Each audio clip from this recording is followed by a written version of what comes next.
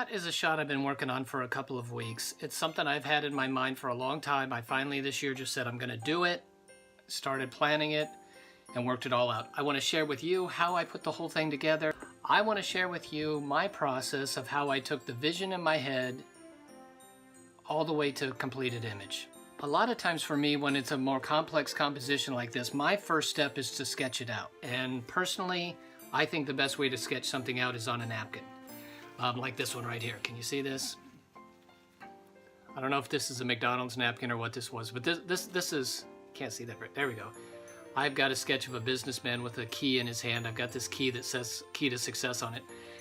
And one day I'll do this. I haven't done it, but I sketched that out. In this case, I didn't use a napkin.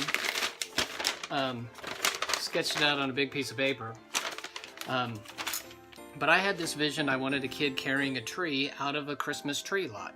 So I sketched it out, kind of made some notes what I thought I was going to need to do, and started planning the shoot. In this case, obviously I needed to photograph a Christmas tree lot. So when they started popping up in middle of November, I went to the nearest one I could find that kind of met the needs that I had. Got permission from the people running the lot and asked them if I could take pictures there. I went out, actually I went out twice. The first time I didn't really love the angle that I shot it at, but I shot it twice, and I lit every tree individually.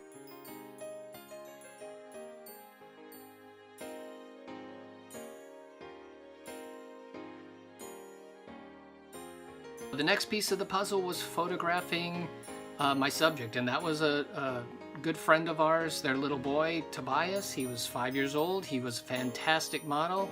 I think we did this whole thing, I maybe took 10 shots, maybe, to get the one that we really liked. They had just bought their Christmas tree, so I met them at their house. We set the whole thing up on their driveway.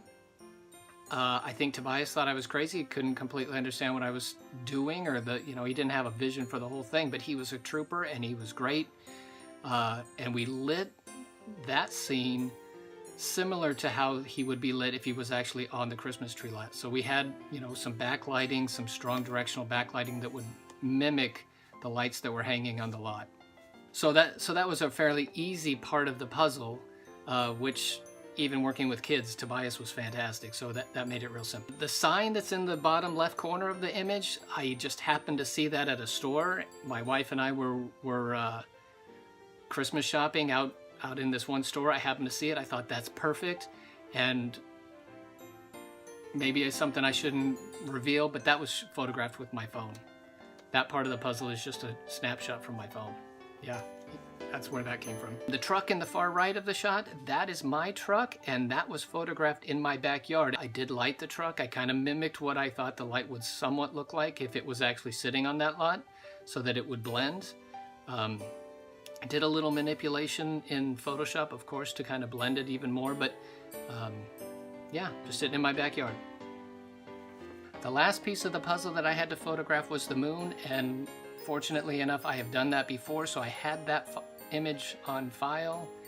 It was a full moon that I used for a composite years ago, and so the only thing I had to do was turn it into a crescent moon, and that was fairly easy to do in Photoshop.